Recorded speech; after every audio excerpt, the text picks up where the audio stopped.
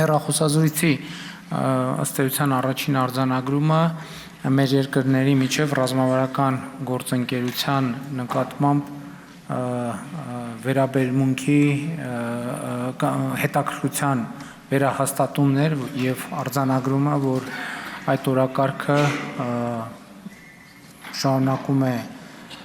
նույնքան հրատապ լինել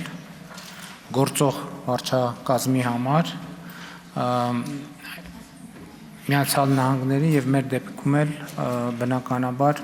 այդ նույն արձանագրումը կար եւ իհարկե երկրորդ հատվածը կամ թեման խոսակցության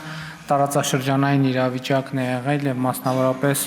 խաղաղության գործընթացը եւ Միացյալ Նահանգների պետքարտուղարը նույնպես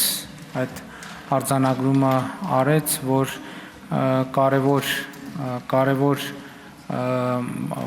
փուլ է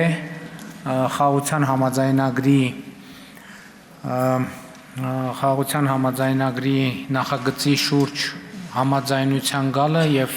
նախագծի համաձայնեցման վերաբերյալ բանակցությունները այդպիսով հաջողությամբ ավարտելը եւ երկուսս այն կարծիքին էինք, որ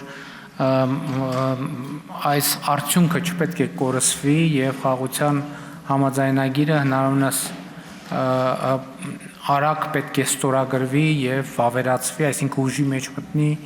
երկու երկրներում։ Ընդհանուր առմամբ սա թերևս այս բովանդակությունը նաեւ արտահայտված է